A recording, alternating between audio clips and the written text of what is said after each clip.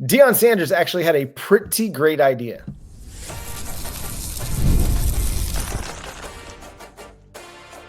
You are Locked On Sooners, your daily podcast on the Oklahoma Sooners. Part of the Locked On Podcast Network, your team every day.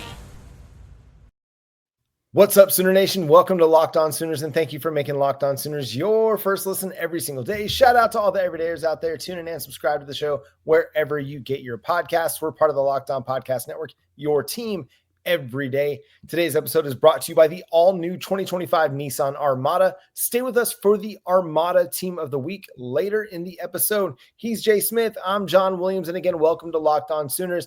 Deion Sanders actually had a pretty great idea about the future of spring football and spring games, as everybody and their grandma is starting to cancel or repurpose spring football and not even do it a spring game, as we discussed a couple weeks ago. In regards to Oklahoma, we were very disappointed with, or at least I was very disappointed. Jay is like, meh, he didn't care. But Deion's idea, Jay, is to create a joint practice situation with another team and then have a spring game with said team a la NFL preseason. Sounds like a great idea to me.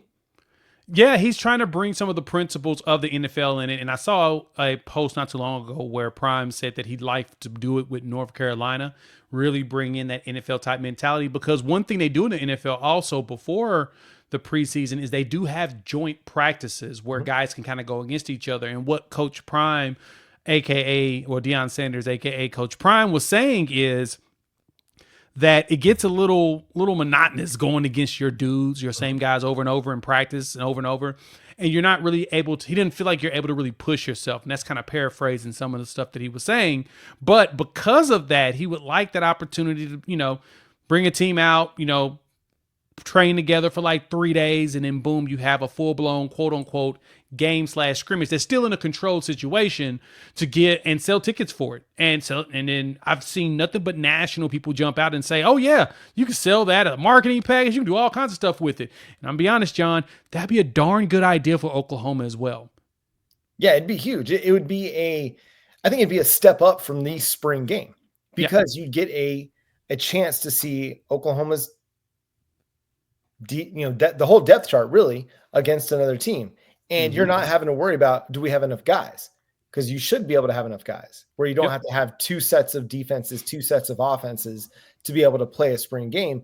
You just go and play against another team. And I think it's great, not just from a revenue standpoint, a marketing standpoint, the ability to bring fans out, but it's great for the players too. As you mentioned, getting to go against somebody that you haven't seen all spring long. It not only allows you to test yourself a little bit more, because you're seeing, say, if you're a defensive tackle, you're seeing a guard you haven't played against. That's going to make things a little bit more challenging. It's going to allow you to test yourself a little bit more, see what you still have to work on over the course of a couple of days practices and in a game environment. And it allows all those guys lower on the depth chart to go up and try and earn some more snaps and earn some more roster spots. To me, it's a good opportunity for development.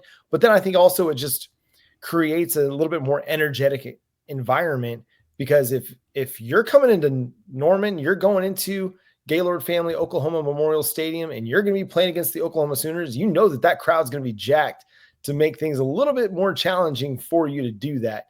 So I think that there's a lot to like about this. I can see, the potential downsides being like the added cost for programs to be able to do that. But man, there are so many universities within driving distance of Norman that are not in the SEC, that is not that big of a deal. That's exactly where I was going to go with that too, John, is the Oklahoma Sooners. Any Division I program has another school within about 50 miles of them if you don't want to have somebody come out. While at the same time, if you're selling tickets for this, think of it like you're playing a cupcake at the beginning of the season. It's no different. You can get Tulsa to come down. You can play UCO, which is right up in Edmond, a Division II school. Every single D1 Power 4 or G5 school has a smaller school around them that they could bring up and play one of these games with. You, like I said, you don't have to travel very far if you don't want to, or if you feel like going all out, you can treat another program to an opportunity to be at a big D1 program. They could be in front of a big D1 environment. Heck, Maine, I remember those dudes talking about, they had the little documentary after they were here, and they were like, we've never been in front of a crowd this large ever. And that first drive we were able to score, we were so excited. And you're like, hey, sometimes it's cool to make dreams come true for other people, right, baby? We may as well take advantage of that. You can do that with some. Heck, there's North Texas. You'll probably never play them. Bring them up the street around the corner. It's a 3-hour drive. It's nothing. But doing something like that, to me, that's the way that you can bridge that gap of having a cupcake while it not being too, like, you can sell tickets for it. Bump the tickets up from $10 to $20 and take a portion of that and pay it to North Texas for making the trip. You can do that. And like you said, John, people will gladly pay to come see that.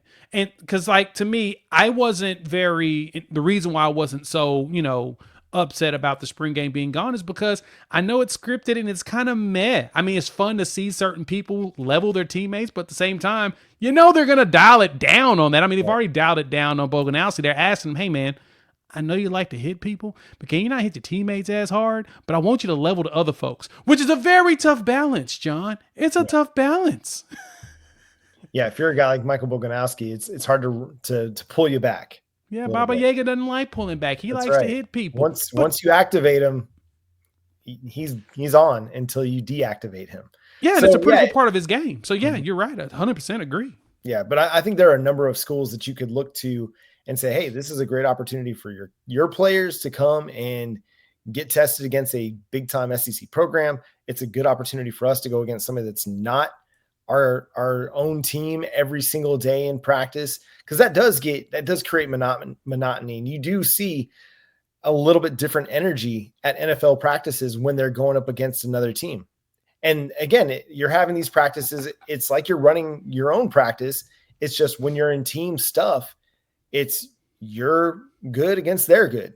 It's not you're good against your own good.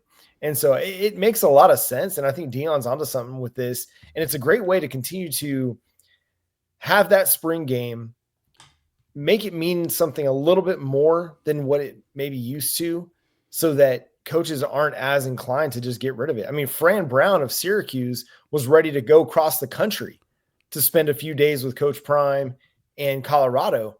Like, that's how much he was excited about the opportunity or the potential. And that's not to say he's going to get to do that, but I mean, you're going to have programs that are going to kind of want to jump at this. If other SEC schools try to do this, or I say other, but if SEC schools try to do this, that they're going to be the South Alabamas, the, pick a school, the Texas A&M Commerce, Abilene Christian, right? Arkansas Pine Bluff. Like, there are going to be a number of schools that are going to want to try to get in on this, even if it's just to have their guys challenged by those guys.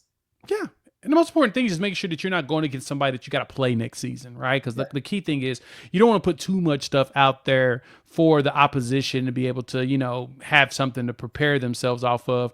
All you got to do is make sure, like I said, you're playing a smaller program, someone that you would typically see like first week of the season. Sure, you can probably hand them your playbook and then you can go out there and still blow them out. So it's usually not that big of a deal when it comes to your initial cupcakes. But this is one of those opportunities to, I guess you can make it charitable, give back to the community or whatever. It's not like we're broke. It's not like most of these programs are broke, but they can't afford it. Everybody's paying a cupcake to come play them in the beginning of the season anyway.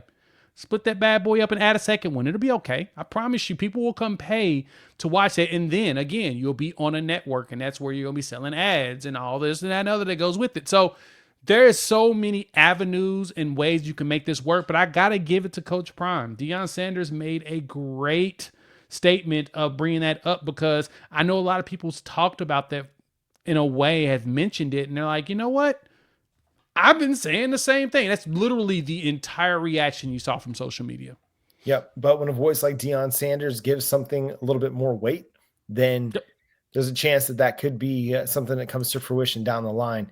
Again, more football. Give me more football. Give me Jet New throwing passes in the fourth quarter against Tulane secondary, so I can see a little bit of what Jet New has to offer. Did the Oklahoma Sooners get screwed on their seeding? We'll discuss that coming up next here on Locked On Sooners.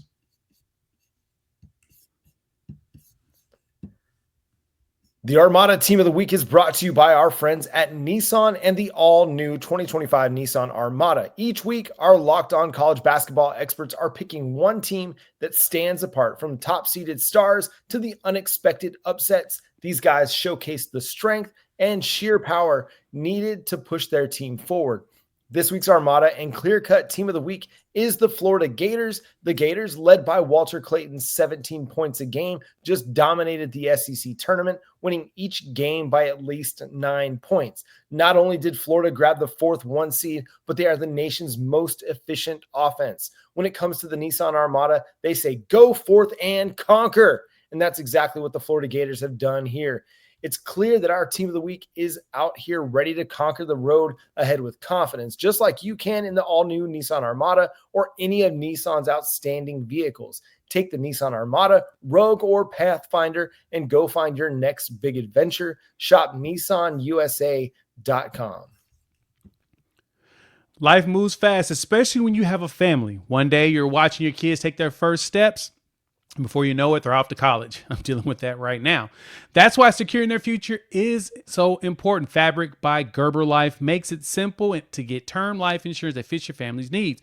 With Fabric, you can apply for term life insurance online right from your couch. You could be covered in under 10 minutes, and in many cases, with no health exam required. Gives you that peace of mind. As a parent, I want to make sure that my family is financially protected no matter what's happening.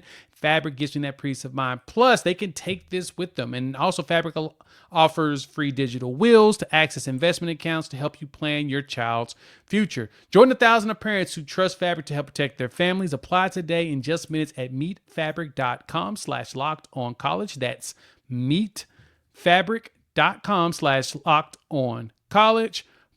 Policies issued by Western Southern Life Assurance Company, not available in certain states. Price subject to underwriting and health questions. Thanks again for making Locked On Sooners your first listen every single day. Shout out to all the everydayers out there tuning in and subscribe to the show wherever you get your podcast. The Oklahoma Sooners going into the NCAA tournament as a 9 seed facing the UConn Huskies. And if they win that game, we'll have to take on the Florida Gators, the Team of the Week. Yeah, I kind of feel like Oklahoma got okay, look, beggars can't be choosers, right? We got into the tournament. We should be happy with that. But at the same time, be a little bit better if they gave us a 10 seed, maybe an 11. The opportunity to win like 2 games into the tournament, or even maybe be on a golden run and get hot, possibly win a third, knock somebody off and get a third game in. But, man, they really set Oklahoma up to where you play UConn and you're immediately got to play one of the top teams in the country. Mainly because all of the number 1 seeds and, honestly, the number 2 seeds are really good this year. This is a year where I can't even say any of them are actually bad. From St. John's to Tennessee, Alabama, Michigan State, they're all really good basketball teams. And then Auburn, Duke, Houston, and Florida, they're good teams. So, I guess to me, I don't think it's awful, but I think they could have threw Oklahoma a little bit more of a bone in comparison to what they threw them against with UConn. I'm just happy to be in the tournament at this I point. know beggars can't be choosers. I know. When I saw that they got a 9 seed, I was actually kind of shocked that they got seeded that highly, because I felt like they were going to fall in that 10-11 range. But that kind of brings me to a question. Would you have preferred they get a 12 seed play-in game versus a 9 seed? I would have. So I would have liked them to got the 12 seed that wasn't the play-in, because those do exist, like a Colorado State where they're playing against Memphis at the number 5, or they could have snatched up Drake's spot at number 11. They're playing against Missouri, something like that. Probably would have been a little bit better to me, but we definitely did not get a spot that wasn't all that great. Yeah, because or say you get a 12 seed, or get number 13 with Grand Canyon, and then you have to play Maryland. If you win that game, you face the winner of Memphis, Colorado State. That's just a bracket below you in your West Regional. That, to me, that's a different road than having to face UConn, then Florida. Like, you did not get done any favors definitely with that matchup, but it wouldn't have been much better on the other side if you were a 9 seed, say in the Midwest, having to face Gonzaga and then Houston. Then Houston. Right? Or That's if what I you're mean. or say you're the 9 seed in the East, then you face Mississippi State, who you beat, and that's a winnable game, but then you have to face Duke. That's what I mean. Yeah. 9 feels like I mean, I think that we were good, but we should have been like number 10. Yeah. And play against like Marquette. And then maybe go up against like a number 2 Michigan State. That'd probably been an interesting game. But like I said, beggars can't be choosers. We made the tournament, which is the most important thing in all of this, is that we actually made it. But I'm just saying, feels like they put I guess there's really not a good spot they could really put you in. I mean, saying that we're 2 seed, in my opinion. No, not this year at all. I think if you're gonna be, you want to be between 10 and 12. If you're gonna be a low seed, or you want to be high up there, in the 5 range or something. That way, like I said, you get at least 2 games going into before you actually have to meet one of the top seed teams. Because this year, top seed teams are good. This is one of those years. Or you can play in the play-in and be in that bad spot. Which I'm glad that we did get the bye. I figure I know that we was going to get a bye deservingly, because we've beat Michigan, right? You beat Arizona, so you beat 2 teams that were in the tops of their conference. So you save yourself with having those big wins. But yeah, you're in hopes of getting a little bit more favorable, positioning. But hey, like I said, Vegas can't be choosers. We just be happy where we're at. Yeah, because listen, Florida is arguably the hottest team in basketball right now. That's going to be a tough matchup, whether you face them. And really, every matchup was going to be tough. Like Oklahoma's playing with house money. When you're playing with house money, you're going to be in battles. You're going to be in these games that go down to the wire. You just got to focus on the next one at hand. And obviously, UConn is going to be tough. They're a well-coached team. They've got talent. But Oklahoma has proven that they're ready to grit and grind and go win some basketball games. Again, it's like I said on yesterday's show, just – how much the narrative and the opinion of Oklahoma basketball has changed in the last 3-4 weeks is incredible, because this was a team that was out of the tournament. There was no chance they were going to make it. I wrote an article for Sooners Wire saying they needed to fire the coach and try to salvage the season by doing that. And Porter Moser made me eat my words. I still got to go write my apology letter to Porter Moser over there at Sooners Wire. But it's been a fascinating turnaround. We talked about how guys like Shane Beamer and Billy Napier, they coached themselves off the hot seat in 2024 football season. Well, Porter Moser did the same thing in the 2024-2025 college basketball season. The expectation was he would make the NCAA tournament. They made the NCAA tournament. That was it. He's going to get another year. So it's like at this point, Oklahoma did something that nobody thought they'd be able to do a month ago. And so now it's just go play basketball, go have fun, and see what happens. Let the chips fall where they may. Yeah, exactly where we're at. Just go make it happen. And now there's rumors floating around of where Porter Moser could potentially end up next season. That's going to be a conversation for another day. I don't know I'm not sure if I'm ready to go through another coaching change, just because, coaching changes create so much turnover and drama.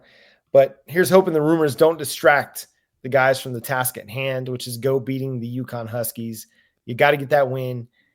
And if you do that, I feel like you're feeling really good about the direction of the program. Whether Porter Moser leaves or not, it at least leaves Oklahoma feeling a little bit better about where they're sitting, as opposed to if they had missed the tournament for a 4th straight season, gotten rid of their coach, and now it's a matter of a total rebuild in the program.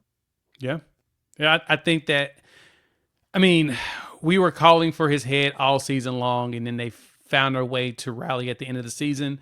I don't know if I want to go into next season feeling the exact same way, of a lot of wins and then us pushing for him to be fired just for him to rally at the end of the year and get back to another 20-win season. I think at this point, we've hit our limit. We've got our first NCAA tournament bid with him, which is always fantastic, but it's probably best that we, enjoy the ride now and then let him go get that job at Villanova.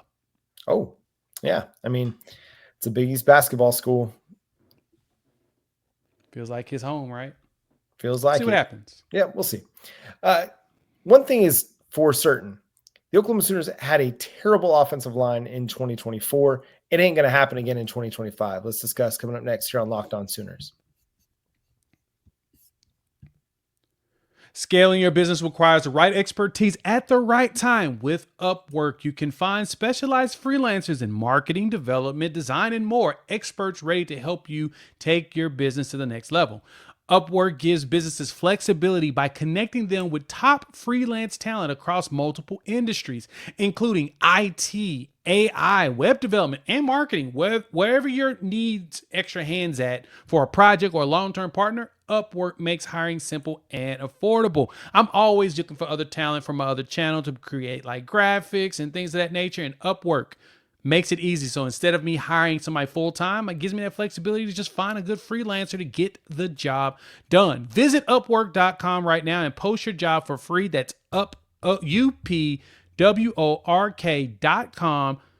Upwork.com to connect with top talent and grow your business today.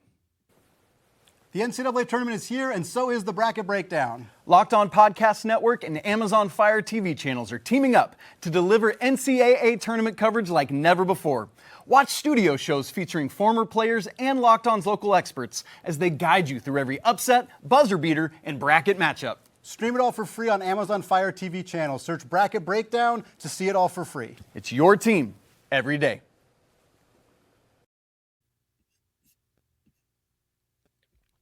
Thanks again for making Locked On Sooners your first listen every single day. Shout out to all the everydayers out there tuning in and subscribe to the show wherever you get your podcasts. Also, go check out the Locked On College Basketball podcast with our guys, Andy Patton and Isaac Shade, getting you ready for all of the March Madness happening out there. The Oklahoma Sooners are looking to rebound from what was a very disappointing season in 2024. A lot of it due to injury, a lot of it due to poor performance along the offensive line and at wide receiver.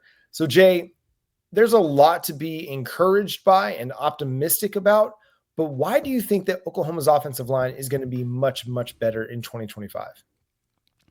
Let's start with this. We've only got two guys actually on the roster, and one of them that I actually expect to get some run at some point that are under 300 pounds. Everybody's over 290, which is even better. So we've got that big, bulky offensive line we've been looking for. Troy Everett leads the way as the main guy at center. And as we talked about before, I even talked about this on my live stream, and somebody was asking me, what do you mean by that?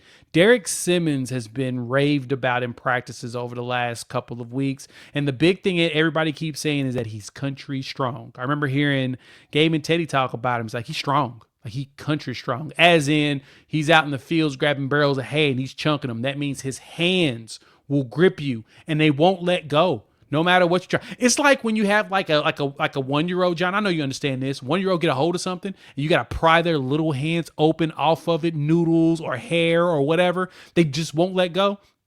Derek Simmons is that dude. Just imagine that as a grown man doing the exact same thing. I expect this line to be way more improved because of that.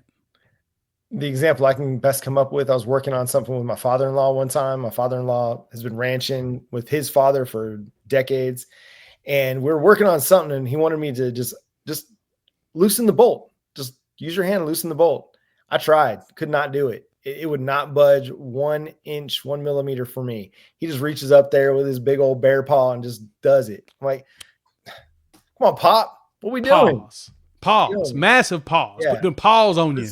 It just has that grip strength. It's just a different kind of strength. It's not something that, I mean, you can train it and you can develop it and you can improve it, but a lot of guys, they just have it and they have that grip strength, that ability to latch on to you. And once they latch on, they don't let go. That is an important aspect of playing offensive line, being able to latch on in a way that doesn't create a holding. But I think Derek Simmons is a reason to be optimistic. This is a guy that got teams like Florida State were coming after. And I know Florida State was down in 2024, but just a year before that, they were making big portal splashes, or 2 years before that, making big portal splashes with guys like Jordan Travis and Jared Verse and putting Florida State in a position to be a national title contender. So don't minimize the fact that, okay, a stinko Florida State team was going after Derek Simmons. No, that's a very good evaluating program. This is a guy that's going to be a major impactful player for the Sooners at right tackle. I think it helps to solidify at least one side of your offensive line as you're still trying to figure out, okay, who's my left guard, who's my left tackle. If I know that center, right guard, right tackle are solidified, I'm good to go. If I'm not having to figure out all 5 of these spots like they were a year ago. Yeah, that's the one thing you want to do is figure out all the spots. But honest, for me, if I want the weakest links, I want them on the right, because then the quarterback can see it and quickly get rid of the ball, or have a plan to be able to alleviate some of the stress that's going to come from a struggling portion of the offensive line. But John, when I look at this, I'm looking at what Bill Beatonbow's putting together here. And we all know this. Gabe Eichert has said this numerous times. Bill Beatonbow does not care about your star ranking. He does not care about how much money you make. He doesn't care about how much clout you got.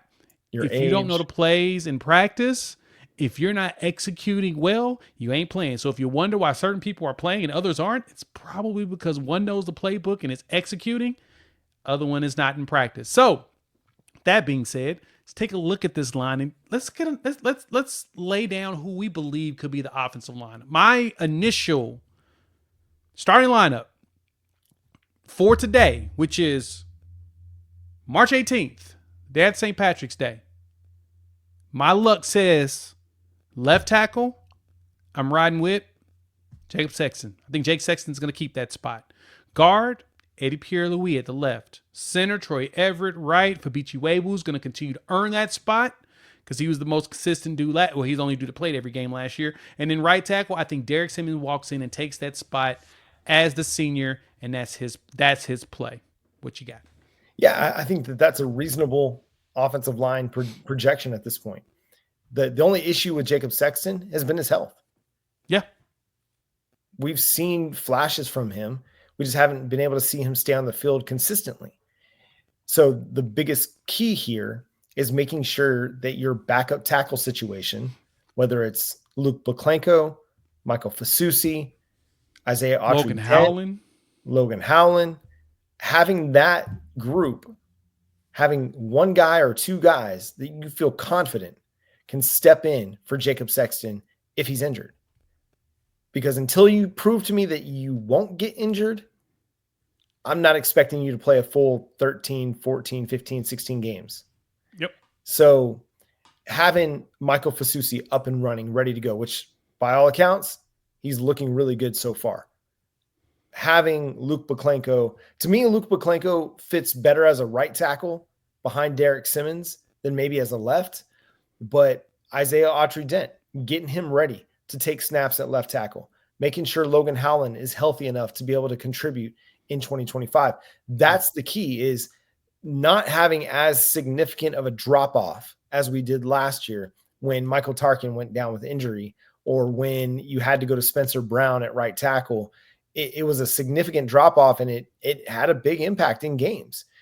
Late games against Ole Miss, your attempt to try to come back against South Carolina, all of these things, you didn't have the ability to go to your twos and feel good about it.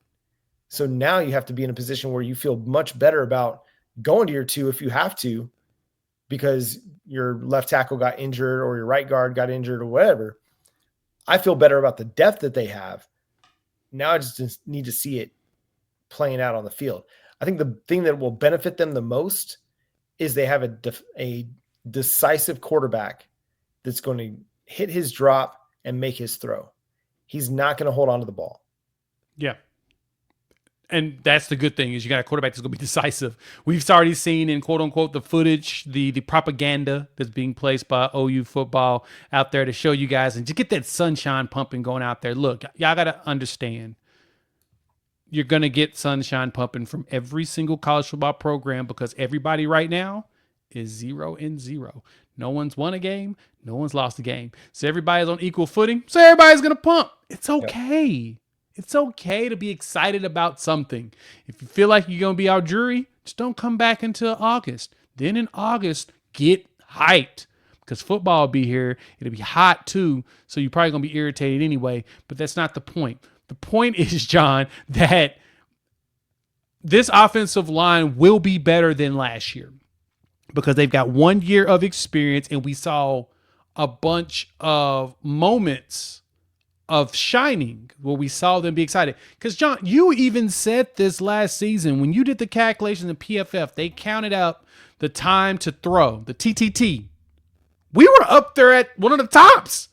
Like, you had like 3 seconds to throw the ball on a regular basis, 2 seconds, and like 2.9 seconds or 2.7 seconds. It was ridiculous. You're like, wow, we actually had the time.